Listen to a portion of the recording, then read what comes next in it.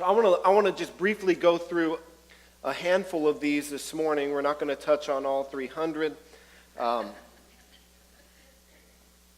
I'm going to spend a little bit of time on 3 of them. And then we're going to talk about why this is important and how this applies to us here today in 2015. So the first was that Jesus would be born in Bethlehem. We see that in Micah 5:2, and we know that Jesus was born in Bethlehem.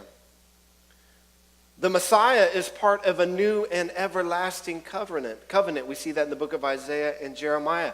Jesus Christ instituted a new covenant, and on the night he was betrayed, he said, "This is the new covenant in my blood." He paid the price for the covenant. He sealed it with his own life. A new covenant, an everlasting covenant. The Messiah would enter Jerusalem riding on a donkey, Zechariah 9:9.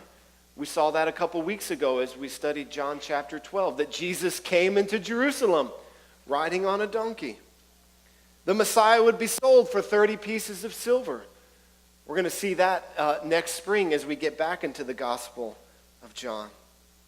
The Messiah will be forsaken by his disciples. Zechariah 13:7 says that if you scatter the shepherd, the sheep, or strike the shepherd, and the sheep will be scattered, that the Messiah would be forsaken by his disciples. The Old Testament prophets prophesied that the Messiah would be beaten and mocked and spat upon.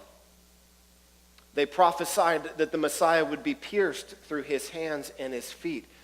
It's very specific. These prophecies written hundreds, some of them over 1,000 years before Christ was born. That his hands and his feet would be pierced. Another one is that his bones would not be broken. And that's in Psalm chapter 22. You see, in the way that Jesus died was crucifixion. And oftentimes, to speed up the process, the Roman soldiers would come around and break their legs, causing them to die quicker.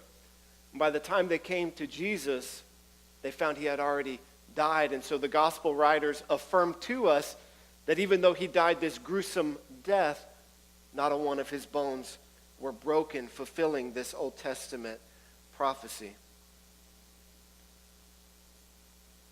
They said that men would gamble for his clothing. We see that happen in the gospel, Psalm 22:18. And finally, we see in Psalm 16 that the Messiah would be raised from the dead. That Jesus Christ would be the ruler of an eternal kingdom, having been having risen from the dead.